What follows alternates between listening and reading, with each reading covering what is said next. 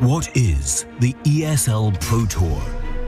Well, we think it's quite a big deal, since it connects over 20 CSGO events by us at DreamHack and our friends over at ESL into one large circuit all over the world.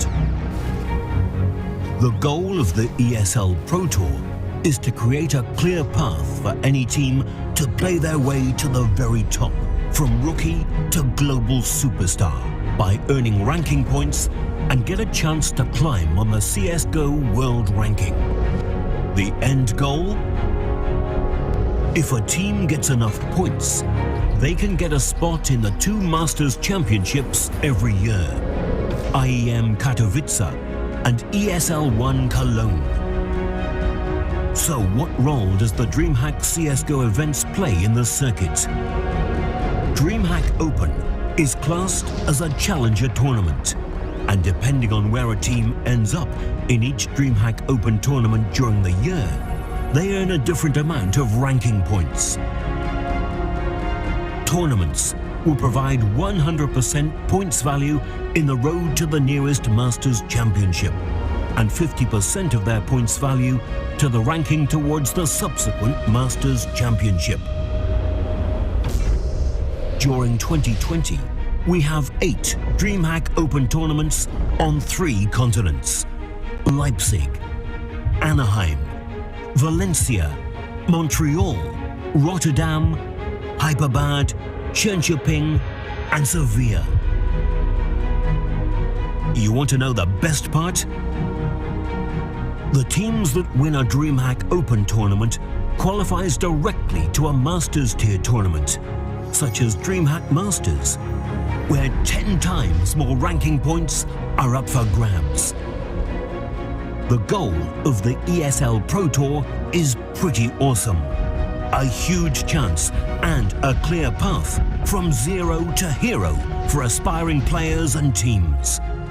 As you can tell, it's kind of cool that everything is tied together. Via challenger tournaments such as DreamHack Open and Masters tier tournaments such as DreamHack Masters, the road to the Masters Championships in Katowice and Cologne is wide open. So, if you like CSGO like we do, grab a cold one, lean back, and enjoy the ride. Or don't. It's up to you, really. ESL Pro Tour. One tour, one story, one ranking. DreamHack Open is brought to you by Corsair, Intel, and Monster Energy.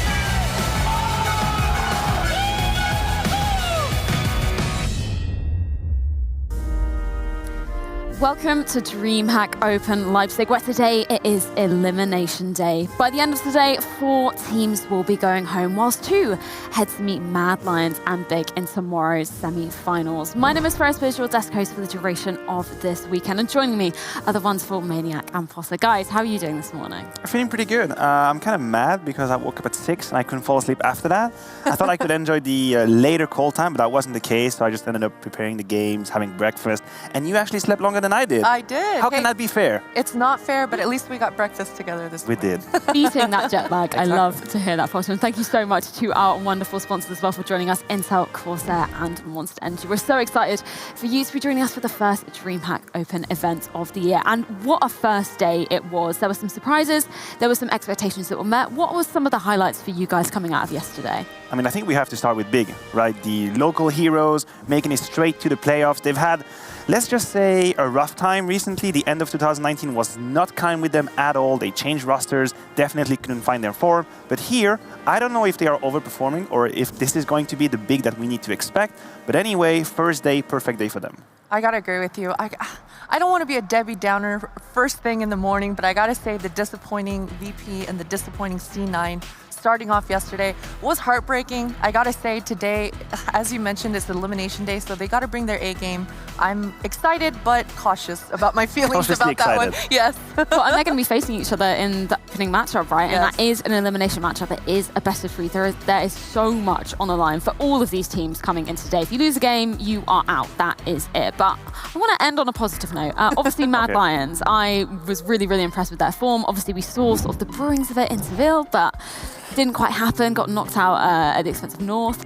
But yesterday, they looked like they'd really sort of wrapped everything up. They really looked like they got everything together. And I was just so impressed with the whole team's attitude, right? Yeah, it was very impressive from Mad Lions because, and we have to remind the viewers at home, this event could very much cement who is the second best team in Denmark. That's just how it is. Astralis is up there, no one is going to touch them.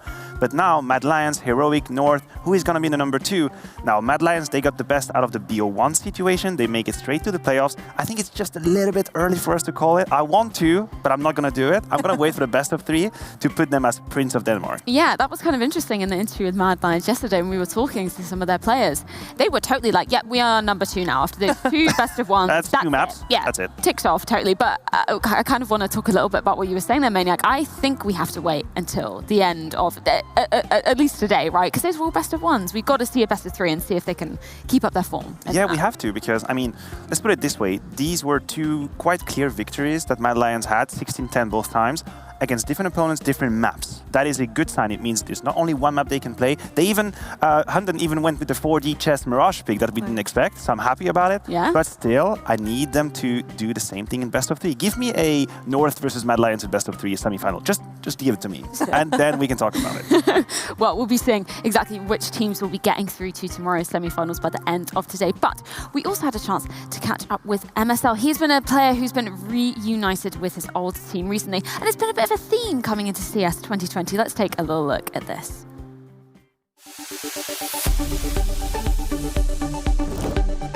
It's always good to see some of the players that once upon a time in their career getting kicked from a lineup, you know, finding somewhere else, mature, and then come back into the lineup and hopefully do better. I hope that's going to be the case for MSL. I hope North is going to have some better results, you know, resulting in him coming into the lineup again. But I also doubt, you know, that we're going to see the same MSL as we saw 3 years ago. He has learned a lot. He's way more mature now, and I think MSL is ready to take this North to a higher level. Everyone is really happy to have Matthias back. I think we have been missing some structure in the team, and that's definitely what he's contributing with. You can definitely see how much he has grown, of course in-game as well, but also as a person out of the game. I think that's where I can see the most that he has been developing. The players I have always liked, I have played with a lot of them before, and I like playing them with them a lot, and yeah, it's great to be back. I think at some point it's good to be away from each other, because I have been in NA, I have been learning something over there. Matthias has been as well. So of course we have been learning something from other places. It's good to sometimes go apart and then find back together. We have new energy. When I came in, I felt that everyone was very pumped and ready to go. We are feeling very happy and ready.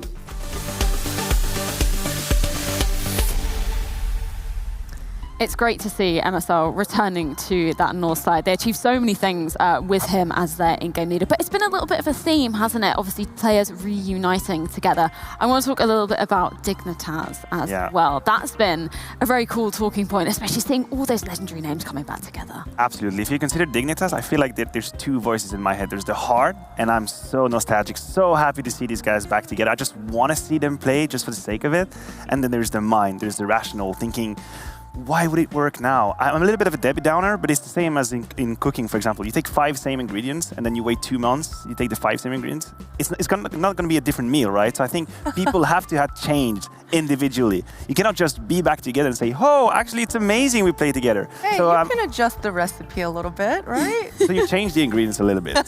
So they have to change a little bit, right? Yeah, but I liked what the North guys were talking about. Maturity, different perspective, taking a step back from tunnel visioning on the progression of your own team. I think that really helps. And, they talked about crossing the pond, going over to North America, playing with a different set of players. I think all of these factors definitely play a huge role. And so, I don't know. I feel like the maturity level, I think that's the key factor here, is taking a step back, because the grass is not always greener on the other side. And all of these players, especially on the Dignitas side, they understand that. They're older, I totally agree. I mean, I worked with Get Right on the analyst desk at ECS, and it was so refreshing. I really, really loved being able to work with him.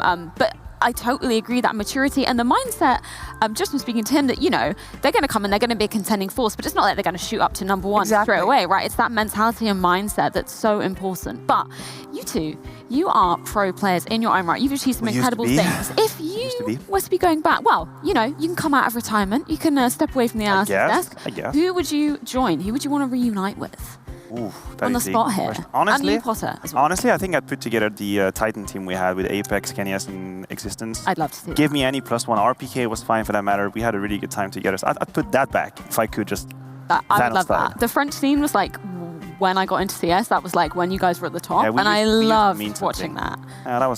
Those were great times. What about you, Potter? I think I would bring back my old ladies and SK ladies, like way back in like 2007. Miss Harvey? Yes, Miss Harvey's definitely in the mix, but I would make it a co-ed team. Okay. I think, if I could go back in time, that's what I would do. I would focus on the co-ed side. Are there any other names that you may be coming into present day that you'd really, really like to play with? Diane. Okay. She's actually the in-game leader of CLG Red at the moment, but she's just a tiny little human, and I miss her. Tiny little human. Well, perfectly segueing into our tip of the day. Maniac, you have got this for us. What are we going to be talking about?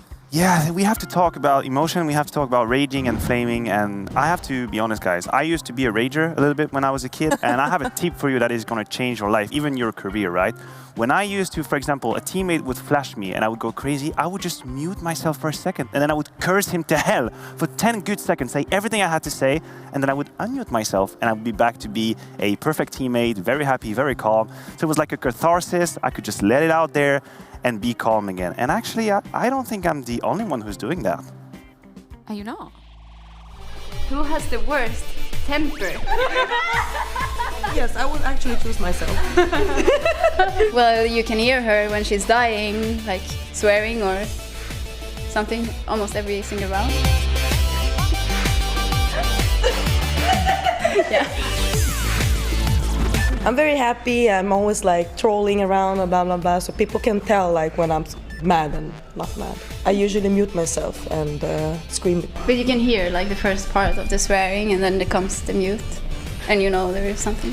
I was worse before. I was like destroying monitors and shit, but I'm good.